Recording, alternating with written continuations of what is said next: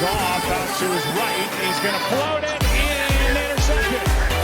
Picked up by Quandre Diggs. Gets it. And short. And they convert. Wilson, end zone. Hollister, touchdown. Welcome to this preview podcast for the playoffs coming up this weekend. The Seahawks against the Rams. Rob Staton, Robbie Williams, and Adam Nathan with you to look ahead to the big game this weekend. Fellas, I'm just going to get straight into this. And I think the Seahawks will win on Saturday. But I also, Robbie, want to put it a slightly different way. If you can't beat John Wolford in his second career start and his first playoff game, then there's something seriously wrong. I know that the Rams and Sean McVay have been a real thorn in Seattle's side over the years. But if you know you've gone 12-4, you've won your division. If you are a serious team in the NFC, surely you're not going to lose this game. I mean, yeah, Rob, I agree with you. But the only thing that I can say against that is like it's not beating John Wolford, right? It's beating that Rams defense, because that defense, if it comes to play and shuts Russell down, that's where we're going to have problems. And I really think this is where we need to see the best of Russ. I mean, in 2 games that we played, he's been sacked 11 times against the Rams. So we really need to go out, keep Russ upside, and get the ball out quickly. Let our receivers do their job, really attack that secondary, and get our running game going. I think I agree. I think we're going to win this game, but I don't think it's going to be beat John Wolford. I think it's beat that defense. The thing is, though, Adam, is, Robbie's right. Beating the defense is going to be the key thing. But, Seattle's defense has played a lot better in recent games. Jamal Adams, I think, is doing a press conference as we speak, and he's announced that he's playing on Saturday. There's no question of that. He's playing, he says, all in. So if Jaron Reed plays as well, then it's the same defensive personnel that has done well in the last few games. Then if both defenses are playing well, let's just say that they're both going to play well on defense on Saturday. If Russell Wilson can't do a bit more than John Wolford, assuming it is Wolford, if it's not Wolford, it's Jared Goff 2 weeks after thumb surgery, which may be even worse. Let's be honest. If you can't get through this, I'd be seriously concerned about that. I mean, I think they're going to win. I think they may even win a bit more comfortably than they did in Week 16. But I think they have to win. I think it would be a disaster if they were to lose this game, given the Rams quarterback situation. I was just about to say, as you were finishing, it's not about whether they will win. I think for, the future of the backing of the franchise and the direction they're going, I think it's an absolute must win. We recorded our podcast this morning, and Stuart was telling me about, Seahawks have set the record in points this season. 40 touchdowns this season, but actually 28 of those touchdowns came in the first 8 games, and it's 12 since then. So the offensive juggernaut idea of the Seahawks, they flashed a bit of leg in our direction in the first half of the season, and since then, for better or for worse, the philosophy has been we're going back to the football that Pete Carroll wants to play, and I'm okay with that because it's been winning, but it puts pressure on the fact that it has to win, because I think, as you wrote in your articles this week, Rob, for the future of Wilson's happiness, he can do more than 12 touchdowns in 8 games, for goodness sake. And I think they have to win, and they probably have to win against the Saints the week after to really validate this style going forward, I think. That is the big thing. I mean, you're really touching it there, Adam, and we've been writing about it on the blog quite a lot. And Robbie, this is the thing for me, is this is a real... I think this playoff, I don't think people realize how critical this playoff situation is going to be for the future of the Seahawks. Because if Seattle goes into these playoffs playing Pete Carroll football, which they clearly are going to be, and Pete Carroll was asked about it this week, are you asking Brian Schottenheimer and Russell Wilson to be more calculated in the risks that you are taking? And with his answer, he said, well, I can't tell you too much because other teams are going to try and beat us. But in a roundabout way, he was saying yes. And we can see it. They clearly are not taking as many risks. Pete was talking, and quite rightly so. When they've had multiple turnovers this year, they're 0-4. When they have 1 turnover or no turnovers, they're 12-0. That's the kind of football they're going to be playing going into these playoffs, Robbie. But if it doesn't work, where do you go from here? Because if they just exit the playoffs in either the wild card or the divisional round, which is what they've been doing for years now, in the same way that they lost to Dallas, in the same way that they lost to Green Bay, in the same way that they lost to Atlanta and Carolina, then I'm not sure you can go into next season saying, well, let's just do the same thing again, and maybe next time the results will be different. And I think that could create a bit of a dynamic here. And the other side of it, Robbie, is, do you know what? It may well be enough to beat the Rams this weekend with potentially their backup quarterback who is very inexperienced. But can you legitimately get to a New Orleans or a Green Bay or even play a Tampa Bay in Seattle? I don't know if that scenario is even realistic now, but can you play this way against them? Can you manage a game and keep it at 6-6 against Aaron Rodgers at Lambeau, and then expect Russell Wilson to produce a few drives in the fourth quarter? Or are we just setting up for the same old, which is Rodgers will come and try and take the game to Seattle. They will get ahead. And then you've got to throw the game plan out and chase the game. And we're all left sat here wondering what could have been. There's lots at stake here to the future, the philosophy, to Pete Carroll's way of doing things versus this whole let Russ cook thing, which the quarterback seems to want to do. There is a lot at stake here. I mean, to your point, like right out the gate, this is how we've been doing it the last several years in the playoffs. So you think what will really change? I mean, you think about that, the last playoff game, I don't remember who it was against, but we just ran. It was Pete ball the whole time. And we really didn't really give Russ a chance to throw the football. I think when you get into the playoffs, this is the time. I know you don't want to take too many calculated risks, but at the same time, you got to gamble a little bit. You got to let Russ throw the ball down the field. This is why I'd like to see them go with some quick passes, get Russ in rhythm early so he feels more confident in those deep balls. And I think it's the defense will come to play. I think Adams is going to show a lot of grit and toughness coming out to play in with a hurt shoulder. And you start looking at our offensive line, getting Shell back and such, and think, man, it's going to be great having a full offensive line that can help Chris Carson. And we got healthy running backs this time. So this will really benefit us going forward. I don't know how much you can read off of it, for the following year, because this has been the same way every year. It's been Pete ball, and this year is the first year that we've had let Russ cook, but we've seen let Russ cook the last half of the season, and it hasn't really benefited us that well. I'm not saying don't let him cook. It's just in the matter in which you let him cook, right? Get him in rhythm going early, get him some confidence so he can throw the deep ball. Plus, we just got to keep him upright. I mean, against the Rams, they've sacked him 11 times. We got to make sure that we're not just doubling Aaron Donald, but make sure you're got a guy, getting on Floyd and a running back chipping him as well, because he seemed to eat us up. He's had 5 sacks against us this season, and that's a lot for one guy, sacking Russ. So really, there's a lot of things that you can go into the game plan. I just hope they don't game plan it where it's just like it's one way or the other, right? It's just run, it's Pete ball, or it's just let Russ cook. There's got to be a combination of both. You can't just have one way or the other. I think you've got to be able to combine both of them and, get the whole game plan going in a way that benefits, the team, long sustained drives, but you're putting up 7, not 3.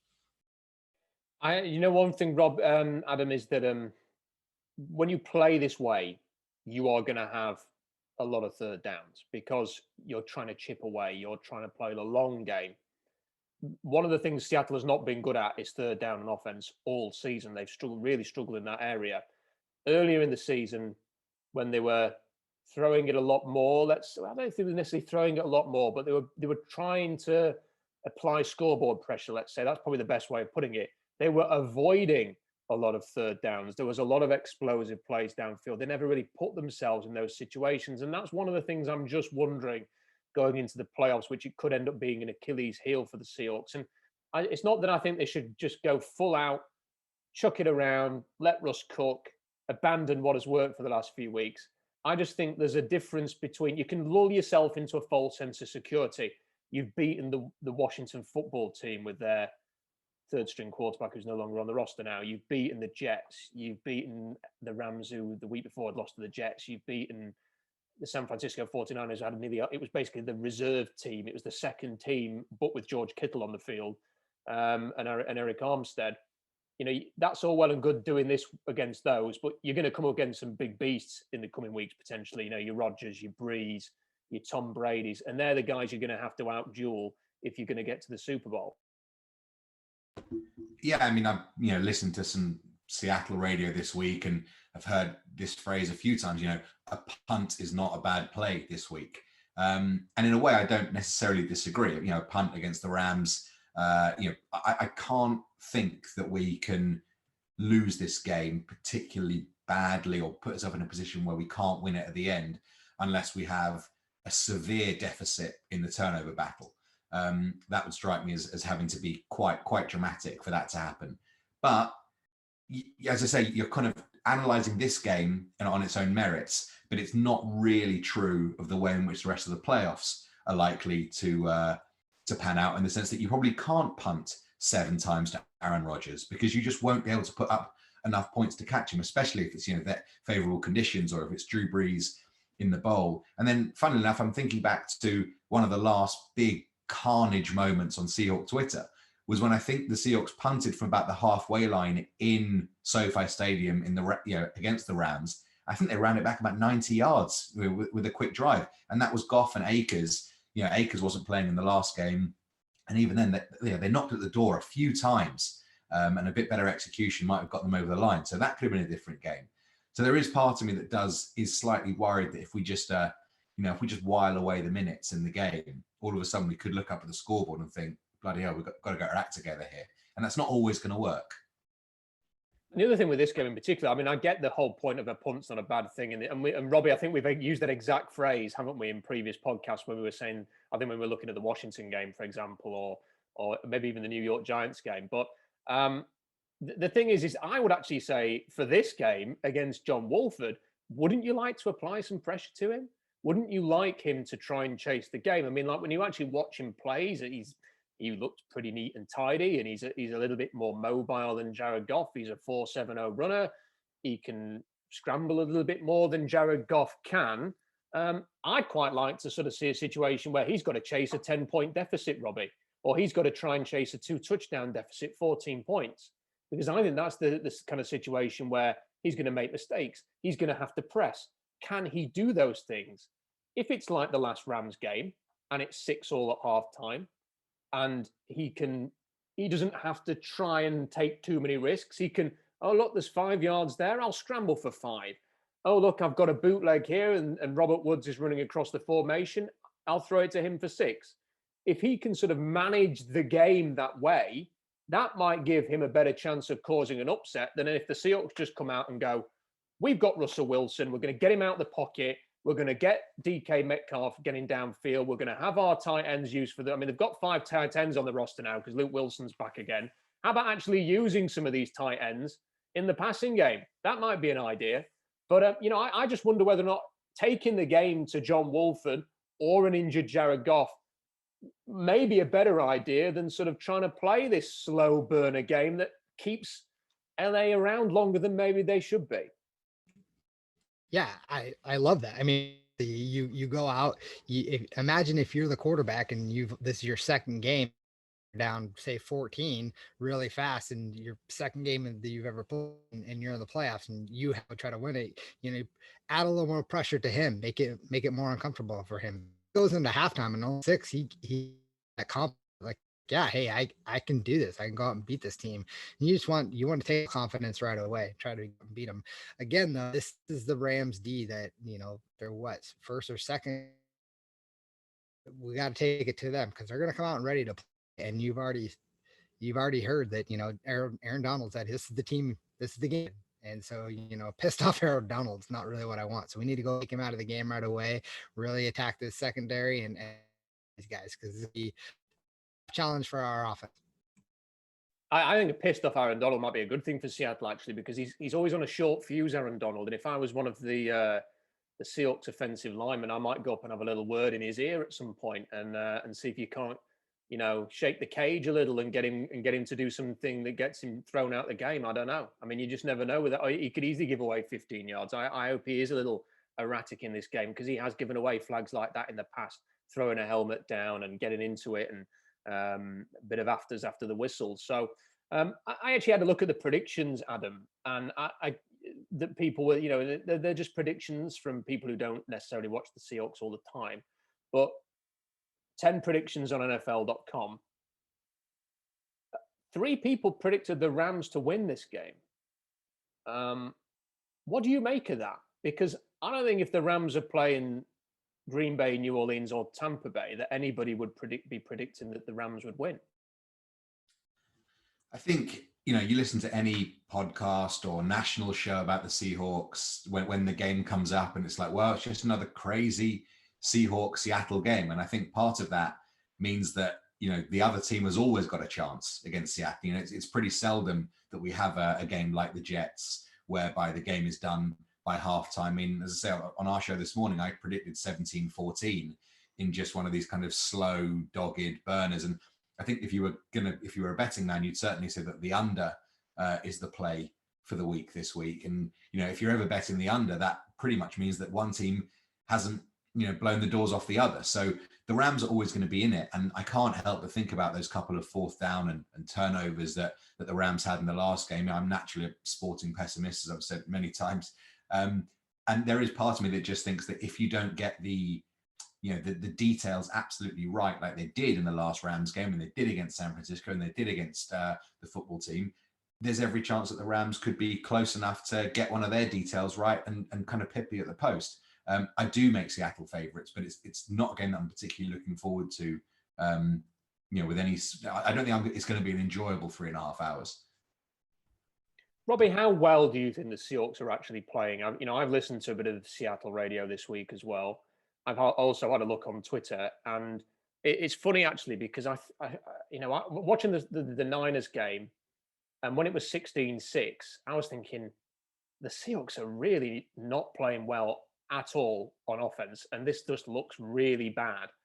But then they won. They won the game, and really, at the end, it's a bit like the Washington game. We all came and did a podcast after the Washington game, and we were all kind of a bit down in the dumps. And then afterwards, I was thinking, were we a bit down there? And then I listened to the Hawk Blogger podcast, and they were even more down in the dumps than we were.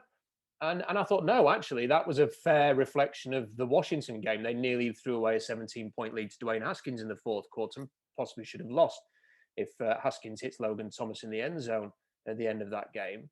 I'm not sure. It's good that they won the last 4 games. They didn't play anybody that was particularly that tough, apart from the Rams, who have hardly played their best football at the end of this season.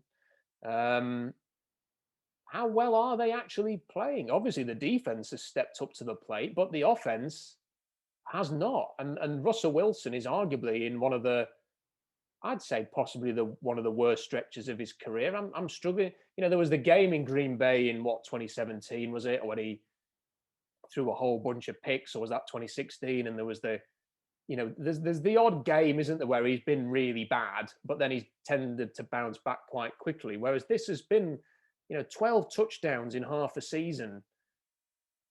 That's not really him, is it? He's not been that kind of a QB since maybe the first half of 2012. I mean, his production since then has been far better than that. I mean, if you're asking me how well they're playing, it depends. The defense is playing well. The special teams is playing well. That's why, when you say, a punt this week isn't that bad. I mean, Michael Dickinson is probably one of the best players on our team right now. I mean, punting the ball really well. Absolutely shocked that he didn't make the Pro Bowl.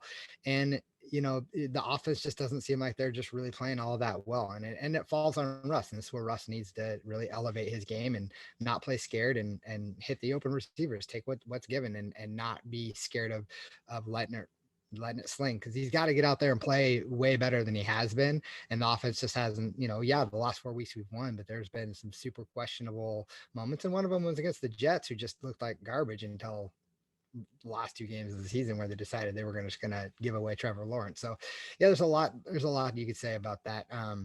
But yeah, I think we can do it. I think there's a lot of positives that you can take away from the team and what you can look forward to. And they just got to go out and execute. We'll come back and talk about predictions, and I want to get a prediction from both of you on the other playoff games as well before we head out. But Adam, I want to, you brought it up a bit earlier, and I did want to talk about this today. And Robbie, I want you to chime in on this too.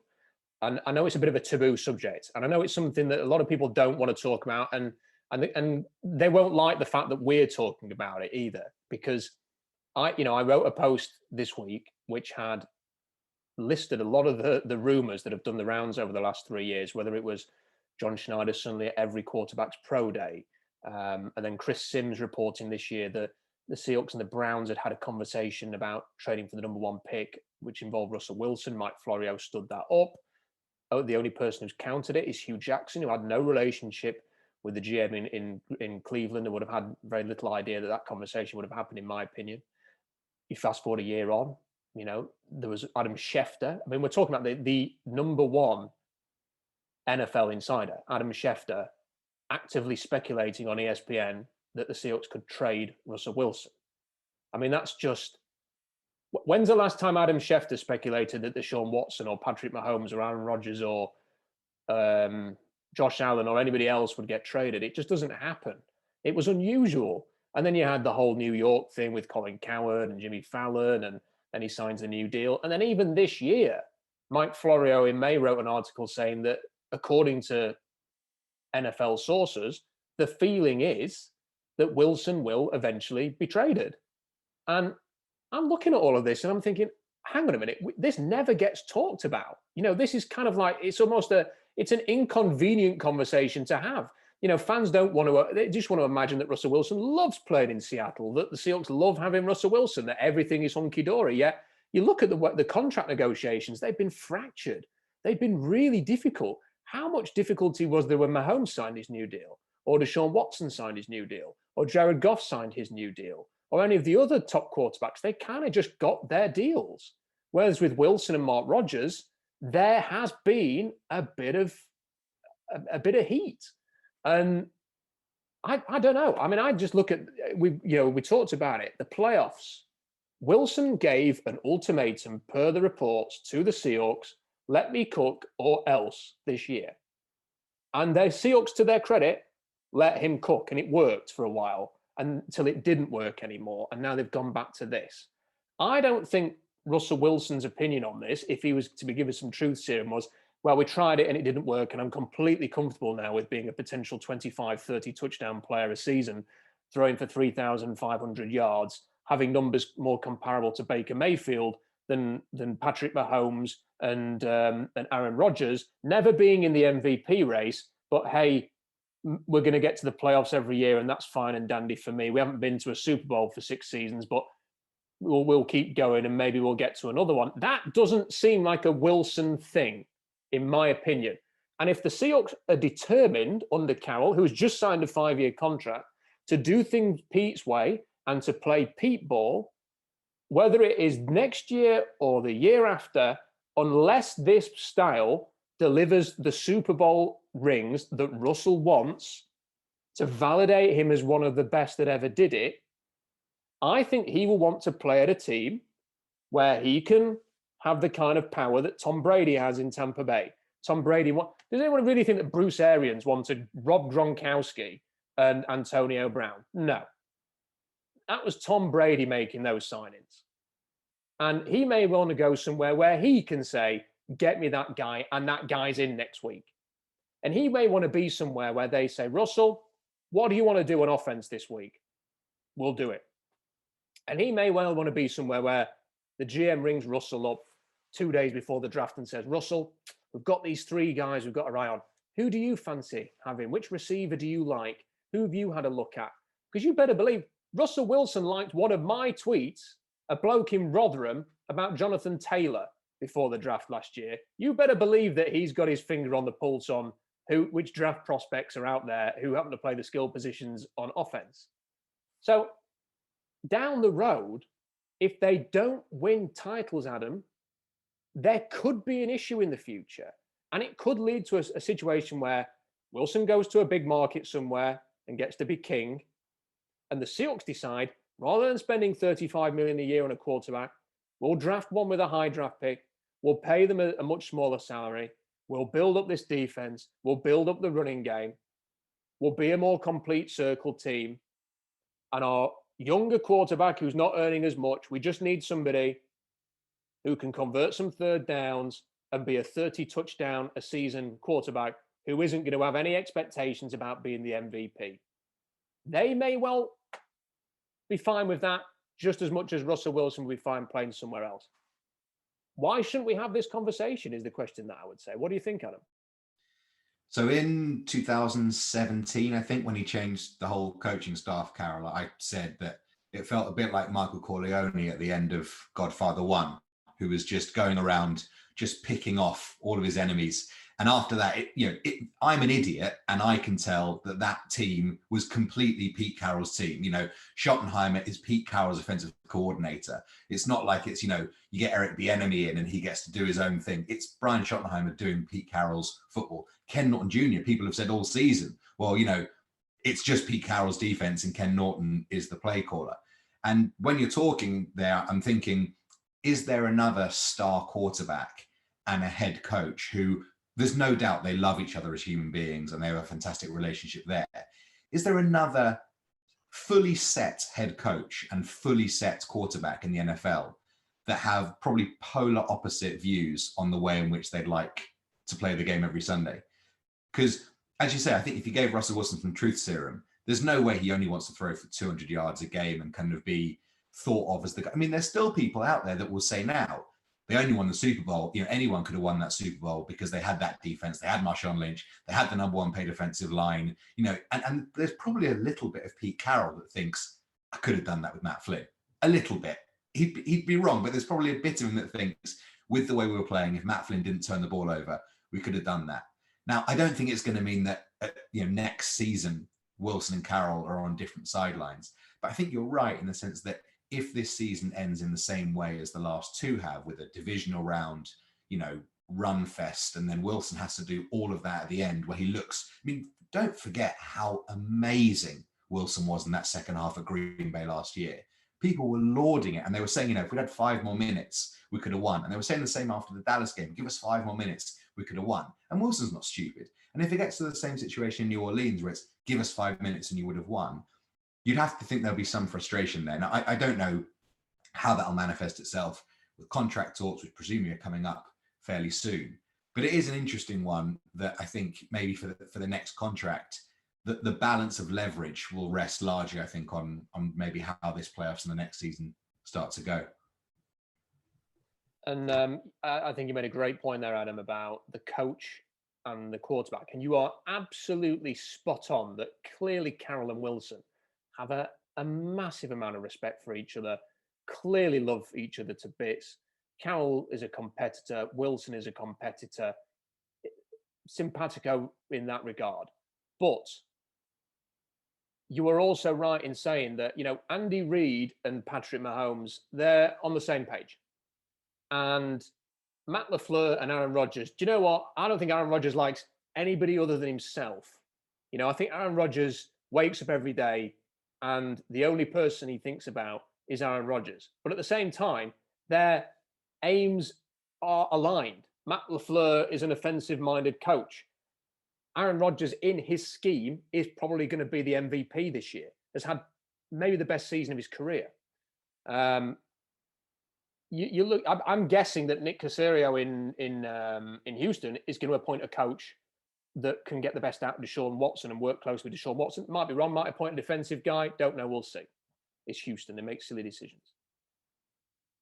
Josh Allen has got Brian Darboh. I don't get the impression that Sean McDonough is dictating anything on that offense in Buffalo. In Seattle, Pete Carroll is the identity. It's his vision. It's his philosophy. It's all about what he believes is winning football. And Russell Wilson, in my opinion, wants to be LeBron James, Kobe Bryant, Patrick Mahomes, any of the legendary sporting figures that have been around in the last 20 years. And you aren't going to get to that level playing this way unless you are winning Super Bowls. That's the only answer. And that's why I think, Robbie, down the line, you're right, it might not be next season, but down the line, this is something to keep an eye on. And I think it is something that shouldn't be a taboo subject, that we should talk about. There is no smoke without fire.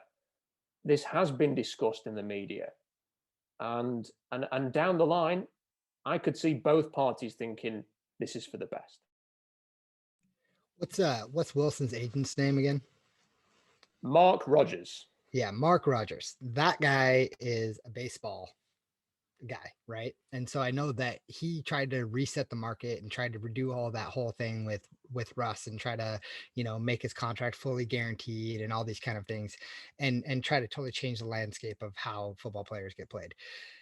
That being said, I think Russ had a lot to do with that as well. I think he wants to be a game changer. He wants to be, this iconic figure who changes the game in some way. He wants to be the best of the best. And I think that's awesome. You want that out of your quarterback. You want the guy who wants to be the best. But you have to allow him to be the best as well. And we've seen the last few weeks him make, some fairly silly decisions with the football or not getting rid of it soon enough. But we've also seen him play magical. And so it's really hard for me, probably like a lot of Seahawks fans, to sit here and have this conversation because it is uncomfortable. It's just not something that I like to think about or talk about. The reality is you're right. This is probably something that's going to come down the line. I don't think it'll happen this season. Obviously, if we have the same result this year and we go into next year and kind of the same thing happens, then you're going to look at the off season, but the following off season be very interesting, because I think that's where we're going to start looking at, a lot of rumors about Russ being traded, probably a lot of things about what, maybe even Pete Carroll's future, these kind of things. Right now, I know he just signed the 5-year deal, but I just think there's going to be a lot of changes, and you have to wonder, what happens with ownership. Does someone come in and be like, hey, Russ is iconic here, let's let Pete go or whatever. And then now you're hearing rumors about John Snyder leaving. There's a lot of things going on that play into this. I don't think it's a discussion that we should shy away from. I just don't know if I'm ready to talk about it until maybe the off season. Yeah, which is fair enough. And, I am jumping the gun and I'm speculating wildly, I must admit, but there has been a lot of talk. And, I do wonder what this off season could be, because, no draft, 3 draft picks guaranteed. People like to pull me up and say, well, you go there, there's a 4th. Well, there might be a 4th. And that possible 4th depends on, I think, was it Perry Nixon or somebody that they traded for? And when they cut him, did they lose the 7th or not? It's a 7th rounder. So the 4th pick is a 7th rounder. It's not exactly going to tilt the balance, is it, of an off season? And few picks, very minimal cap space, a lot of players out of contract, a GM suddenly being linked with moves to the Detroit Lions where he can have full power. I wouldn't predict anything to not happen this offseason, because it's the Seahawks. Crazy stuff happens all the time. And I think the 31 million cap hit, if they were to trade him, is kind of a deal breaker. That is, and I would have agreed with you, but I had a moment this week where I suddenly realized, hang on a minute, the Saints they are literally $99 million over the cap for next year. And they have absolutely no way of cutting $100 million off their salary next year. And the Eagles are like 70 odd million over. And they're talking about potentially trading Carson Wentz and taking on an even bigger dead hit than Russell Wilson's. So the system is broken. The cap situation is finished. The NFL is going to have to come up with some kind of revolutionary plan in the next few weeks, unless they just want to watch 2 or 3 teams be 50, 60, 70, 80, 90, $100 million over the cap. And I kind of get the sense that maybe anything goes. People are talking about Matt Ryan being traded. Matt Ryan's dead hits 40, 50, 60 million dollars next year. People are talking about Carson Wentz being traded. Russell Wilson's, the ability to trade Ross is actually easier, I think, than both of those two. So I don't know, man. I mean, we'll see. Let's get through some playoff games first, because hopefully they'll win the Super Bowl and you two can come back and go, what the hell were you talking about before that wild card game against the Rams? And I apologize to anybody who tuned into this, settled in maybe with a beer and thought, or a cup of English tea, and thought, can't wait to hear their thoughts on the Rams game. And I've really upset you now by talking about trading Russell Wilson for 10 minutes. So my apologies for that. Right, prediction time. We'll say that, Adam's already given his Seahawks prediction, so he's kind of given it a bit of an anticlimactic moment there that he mentioned they were going to win 17-14. So what we'll do is we'll go through the other playoff games quickly, and we'll finish with Robbie's prediction. I think we all think the Seahawks are going to win this weekend. It's just what kind of a game it will be. Right, Robbie, we'll start with the AFC. Titans Ravens, very interesting playoff game, a rematch of last year when the Titans won as an underdog. How do you see this one going? And if I was the Ravens, I wouldn't want to be playing the Titans right now, just the way that Derrick Henry has run the football. This one's a tough one for me. I'm kind of a toss-up. I'm gonna go with Titans with the upset again. Adam, how do you see that one going? It's personally, I think the Ravens are just playing so well that I think that the momentum is with them, and I think that with a bit of a revenge aspect as well. And they lost to the Titans again during the regular season. I think they're going to win this game, so I'm going to go with Baltimore. But what do you think? Yeah, I think the Ravens are probably the last team you'd want to face in the AFC at the moment. The way they've played the last few weeks has been nothing short of sensational. And to be honest, the Titans, as good as they are on offense, they can't stop anyone on defense at all. Although I think one of the reasons that I could never be a pro athlete apart from talent, which is obviously a main factor, is that Lamar Jackson this week, I don't want to say his whole career rests on this game, but if he goes 0-3 in the playoffs as a guy who's been an MVP candidate, the cover of Madden, contract negotiations presumably will start this year. I know they could pick up his option, but it'll start being talked about. The mentality of going into that game, that if he goes 0-3 in the playoffs in his first 3 games, there's going to be a lot of people in talking heads that just think, well, he's just not that good. And he probably thinks himself as, the next Mahomes contract. So yeah, the mindset of him going into that game, there's just no way I could hack that. I wouldn't sleep all week.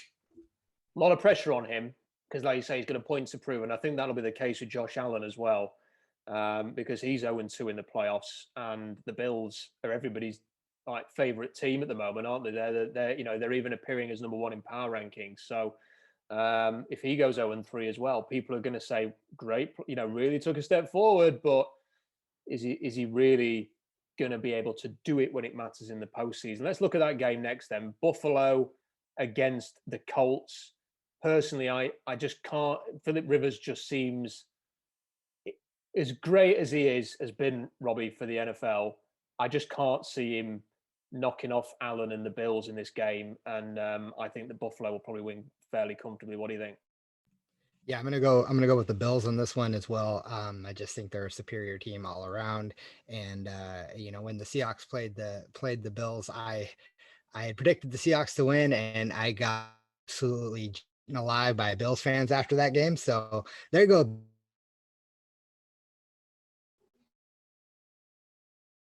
I just lost the connection at the end there, but what I would like to say, Robbie, is that those Bills fans are probably still listening on the off chance that we talk about them today. So I'm glad that you picked them to win. I kind of get the sense, Adam, that I personally, if it can't be the Seahawks, I'd quite like the Bills. They're quite an inoffensive team, really, and their fans have been through a lot over the years. So I wouldn't mind them winning if it can't be the Seahawks. But what do you think for this game? Are you going with the Bills as well?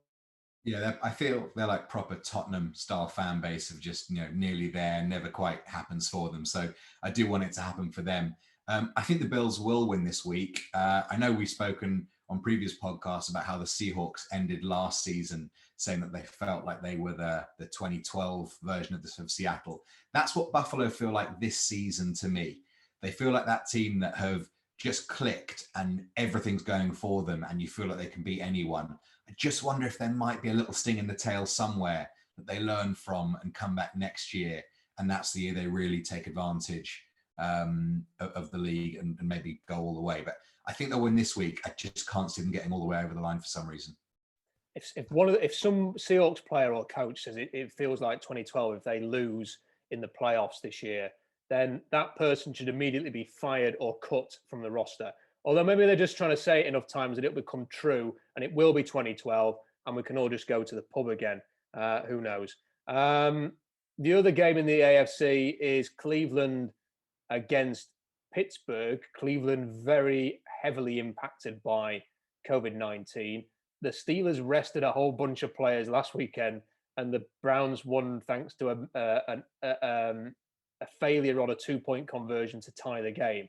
So I can't say I'm that optimistic for the Browns' chances, Robbie. I'm going to go with the Steelers. What are you going to go for?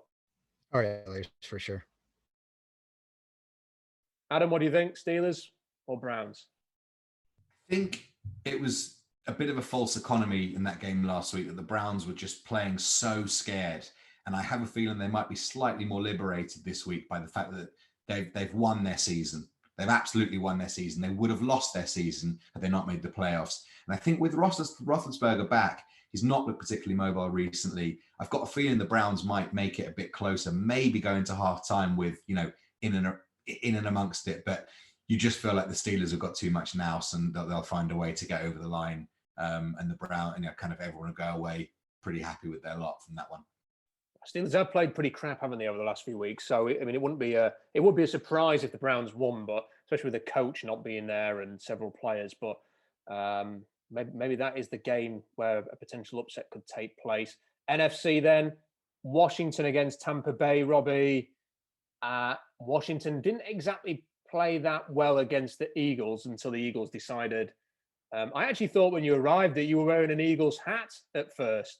Maybe in celebration of their decision to throw the game at the weekend. And anybody who stayed up in the UK to watch that decisive game and in the early hours of the morning, only to get to the fourth quarter and find out that the Eagles weren't taking it seriously is quite incredible. But what do you think? Washington against Tampa Bay. Robbie, who have you got for this one? Yeah, I see an upset.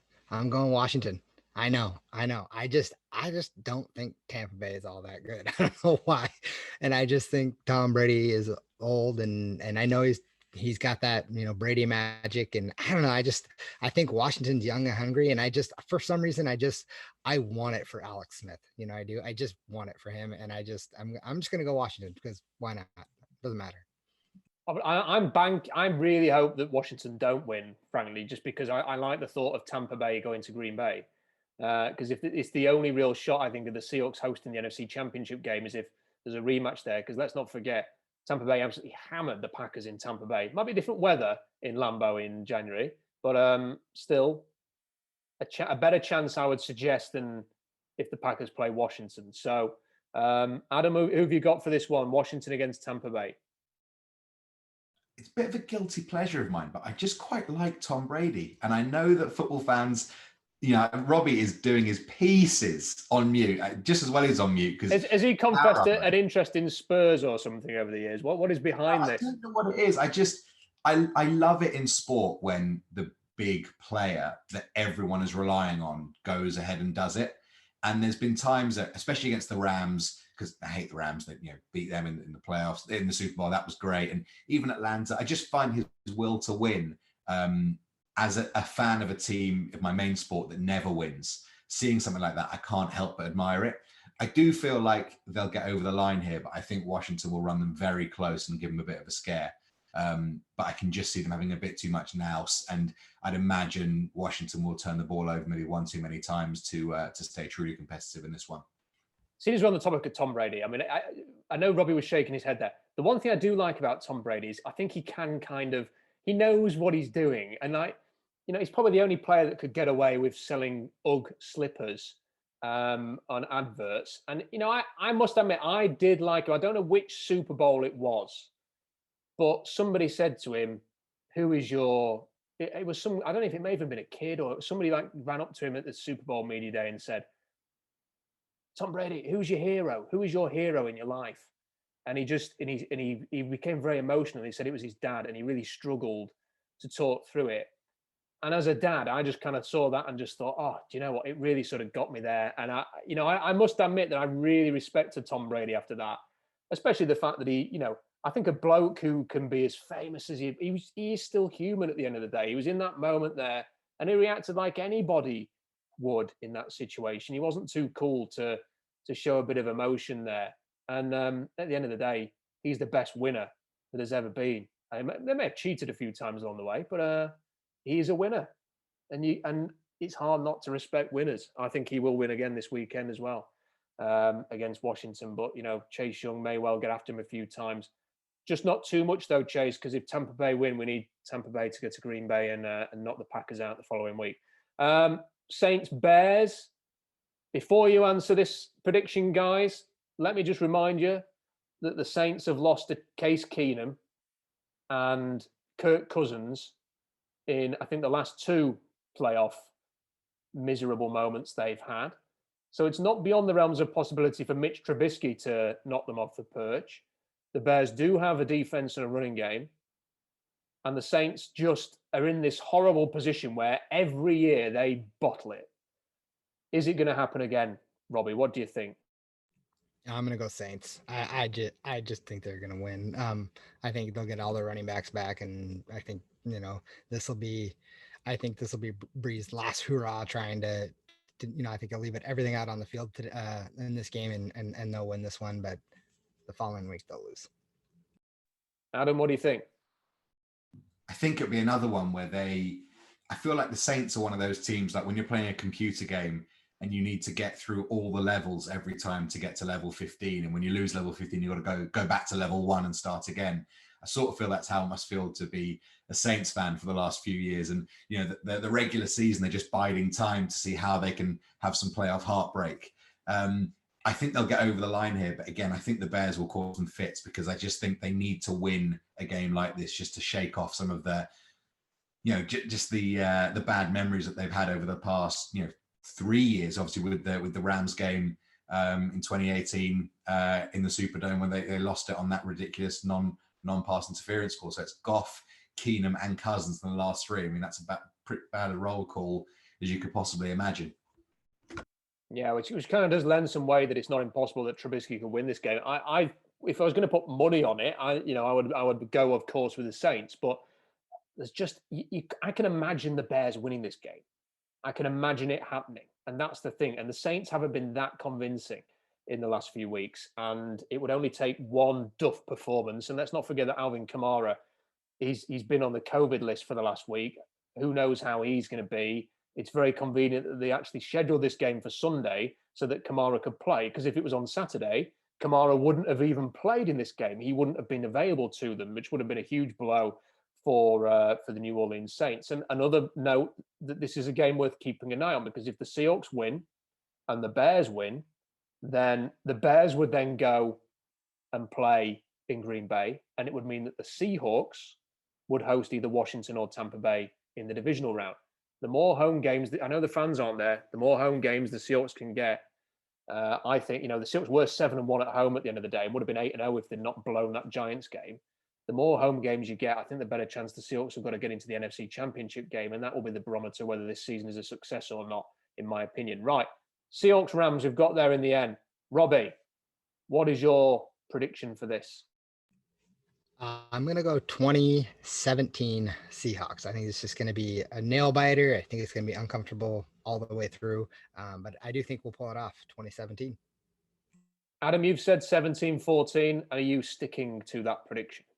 I've had a day to think about it. It was a morning to an evening, 2 different podcasts. I've discussed this with 3 different people now, and I still think, Robbie's gone 2017. That's the only score that I might have said. Otherwise, boost it up by a drive per team. So I'm going to stick with my guns, 17-14, in just the most horrendous of nail biters. I'm going to go with a much more comprehensive 26-9. And to be honest, I was tempted to go with less than the 9. I just feel that I think the Seahawks will be able to control this game. And what was the score of the last one? Was it something like 20-9 or something like that? 29, yeah. 20 points to 9. I could see it being a similar game, but the fact that Jared Goff is Jared Goff, and he is who he is at this point. I think him playing and starting an offense he's very familiar with is a different challenge than a guy playing his second game from Wake Forest, who was undrafted, I think, and and I don't know if you've seen any of that game between the Cardinals and the Rams last week. The guy who was starting for the Cardinals, I know that, Adam, you said the difference between you and a professional. I actually think you probably could have done what he did last week. So I don't think that, it was 7-5 for a while, 7-3 and then 7-5, and they were struggling a little bit against the Cardinals, and then they pulled away because they basically were playing a team without a quarterback, and they had to bring Kyler Murray back with one leg at the end of the game. So I think that the Seahawks will comprehensively win this game. I think it's going to be a lot more comfortable than you two think, which makes me the positive one for a change. And I think next week will be it will set up. If we're all right and the Seahawks win, it sets up the following week to be the thing that decides whether this has been a season of success, a season of progress, or just more of the same. Because I don't think getting to the divisional round again and getting knocked out again for the whatever year in a row or losing the wild card is a success, even if you go 12-4. We've got to a point now with the Seahawks where they have to be taking steps forward. They have to be getting closer to a Super Bowl. They have to be competing for a Super Bowl, not just being happy to be in the dance, Robbie. Would you go along with that? No, I agree. I want to see us make it much further than that, obviously. And the thing about it is you see it coming in and we play crappy in the first half of the game, and then you just turn it on. You start to wonder, why didn't we do this the whole time? And this is why I want to see us come in, play a full 4 quarters and get after it. Obviously win this game first, and then I'd like to see us beat a good Saints team or a good Packers team.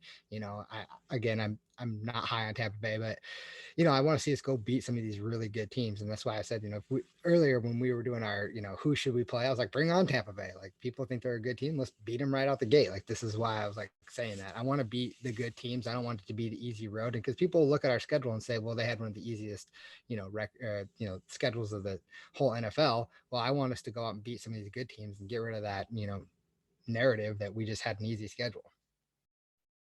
Robbie, can you imagine the Seahawks in the Super Bowl? Of course I can imagine it. I mean, we've seen it before. I know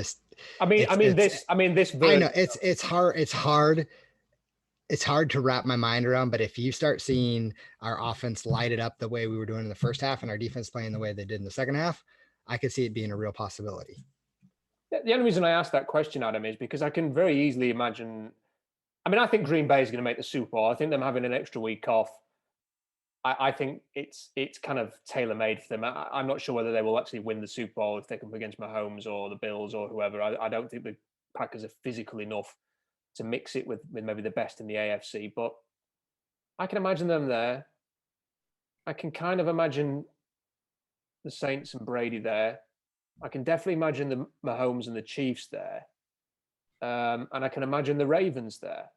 I'm not sure I'm just not sure I can picture the build-up and everything, including the Seahawks or the Bills or even the Steelers or the Titans. I'm just not sure I can imagine, because they may all well make it.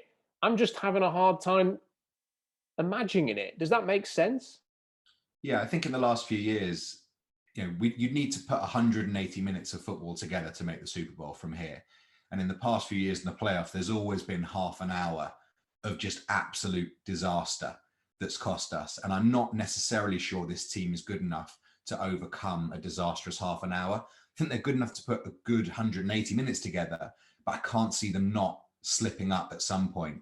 The interesting thing is that, for the people that are demanding the Seahawks in the Super Bowl and have got that view, I'm actually okay with that. I've seen a bit too much this week of, people need to stop moaning they're 12-4, that it used to be bad. Well, it used to be bad, and it took 39 years before the team drafted a quarterback like Russell Wilson. And in 15 years' time, if they win one Super Bowl, everyone is going to look back at this time and think, I really wish we could have won one more. And it could take another 35 years to draft Russell Wilson. I hate to say it, the way in which the league goes, the Bears have never had a quarterback in 100 years of existence as good as Russell Wilson. And so I've said it before, people can welcome to their view of, we shouldn't complain. This is a period of unprecedented success, but success is the rings and the trophies at the end of the day when it comes to it. When they give out one Super Bowl at the end of the year, if you don't win that one Super Bowl, there's a limit to how successful you can really call that. And I don't think people should be ashamed of demanding to win a Super Bowl again, because we need to, because you're a long time retired, and the Seahawks will be a long time without Russell Wilson. And just to wrap it up, guys, I would never demand a Super Bowl personally, but what I would like to see is the Seahawks at least getting closer than they have done. I mean, I think that just year after year, it's more the same, isn't it? They get to the playoffs. They're a team that people respect, but they lose quite convincingly in the end. When it was Carolina, Atlanta, Green Bay, Dallas, whenever they've been dumped out, it's always been a game where they've not played very well, and they've kind of just gone out with a bit of a whimper in the end. And in the last 2 years, the 49ers have been to the Super Bowl. They've gone from picking second overall to the Super Bowl with Jimmy G. We've seen the Rams get to the Super Bowl again, sort of after years of 8-8 or worse. Suddenly they're in the Super Bowl with Jared Goff. And the Cardinals have been to the NFC Championship game since the Seahawks were last there. I kind of feel like if the other teams in the division can do it, isn't it about time that the Seahawks with Wilson and with Carroll and with Wagner and with all of the other pieces and Jamal Adams now and all the other players that they've got, isn't it high time that they just got a little bit closer? If the Seahawks get to the NFC Championship game and lose, I'll do a podcast and say, overall, that was progress. It was a good season. Even if it ends up being a fairly comfortable defeat in Lambeau or whatever, they got closer. That's what we need to see, I think. More, just a bit more than we have in the past. And if they get to the Super Bowl, great. If they win the Super Bowl, even better. That's the ideal. They just have to be closer to me, Robbie. They have to get closer. I mean, I hate the idea of losing at Lambeau, to be honest with you. I mean, I would hate the idea of being that close and losing to Aaron Rodgers and Lambeau. I just would. For me, if we're going to get that far, then you better go, go all the way. But if you get, I think the point rather is if you get there and they lost, we'd all be very disappointed by that, especially because the smirk on Aaron Rodgers' face would be, it'd be enough to pick off the rest of 2021, which hasn't had a great start, quite frankly. The point is that it's if they get to that stage and lose, we can at least say it's progress, however disappointing it might be if they lost that game. Sure, yeah, I mean, progress from the previous seasons and going out in the playoffs and the second round or first round. Yeah, I get that, and yeah, I mean, I understand that. Still, for me, for me, it's Super Bowl or bust. I guess I'm going to be disappointed either way. I just want to get there, and this has been a weird season, where it's like so many frustrations and like even winning feels weird. Like it just didn't feel right, and it was like, I feel like we should have won that game, or we shouldn't have lost that game, or how the hell did we lose that game to a Colt McCoy team, or why didn't we beat the Cardinals? There's just so many things that have been so frustrating about this season that now that we're here, and I've been saying it all along since the beginning, I've been trying to keep my positive mentality of like, just got to get to the dance. Just got to get to the dance. Anything is possible. And now we're here, right? Now we're here. We won the NFC West, and I was so pumped by that. And so for me now, it's Super Bowl or bust. Just how I feel.